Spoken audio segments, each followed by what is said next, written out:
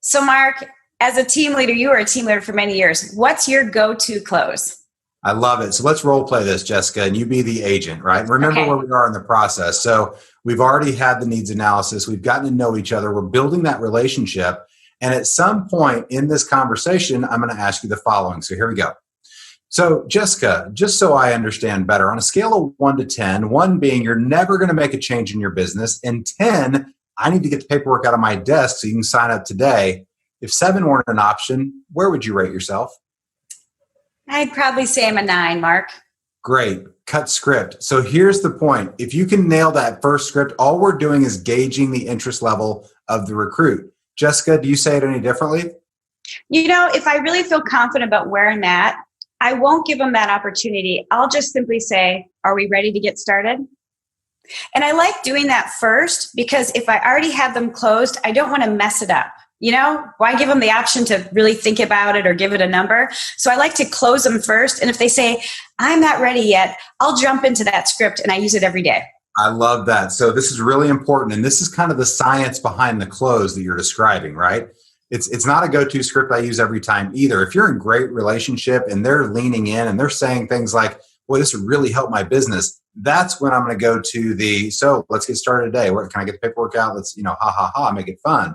However, if I'm really not sure where they are, if they keep giving me objections, I just want to test the waters and see where they are, right? I want to know where they are. And so what's going to happen here is no matter what they say to you, there's going to be a path we're going to go down, and we'll model that for you. So Jessica, you said you were a 9, right? So let's jump back into role play and we'll just start from the top, and because practice makes perfect, right? We'll start from the top and give me the 9 again, and let's see where it goes. So Jessica, just so I understand a little bit better, on a scale of 1 to 10, 1 being you're never going to make a change in your business, and 10, I need to get the paperwork out of my drawer so you can sign up today.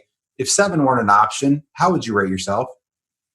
Mark, I would say I'm probably a 9. Oh, that's fantastic. So curious, what would make you a 10 today?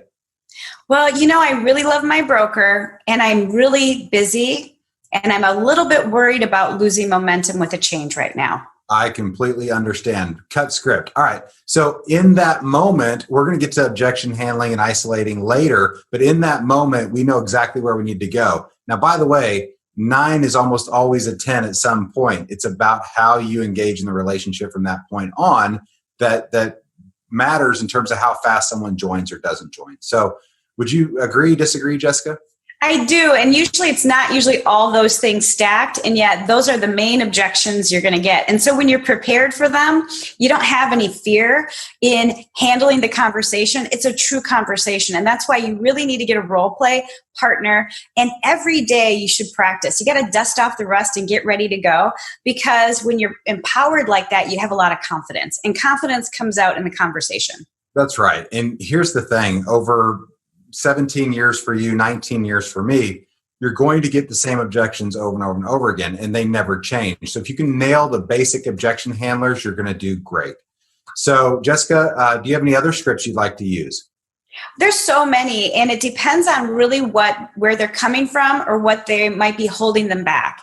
And so something very common is that someone doesn't want to disrupt their business, be it that they might not get closings that they think might not happen because if they make a change, or if they have listings that they might lose. And so right now, that is a very common objection. And so, you have to be able to understand really where they're going, why their big why is, what their gap is, so that you can tap on that, because that is the reality. So one of the things you can do is bring in solutions and basically frame them as the way to help them move forward. And so, for example, if you were stuck for some reason, so say it was you had a complex listed and you had 10 listings that you may have to leave behind. Things I would say is I'd go back to the needs analysis. I'd pull out those notes and I'd actually bring up the things that you've already told me. And so say, for example, you don't feel like you've hit your potential and you feel like you have the opportunity to double your business if X happened. I would bring that back out and say, what kind of impact would that have? And I would bring it all the way through and say, here's the thing. I can't control what your broker does to you. And although you're very close with your broker, I don't know how they'll respond when you leave. However, what I can do is I can impact what the future looks like for you. And there's some workarounds and ways I can make it easier for your move. One being cap management. So if we do the simple math, it's about $50,000 that you could potentially lose. And yet, based on the sales you've had, that's about a 2-month stretch for you.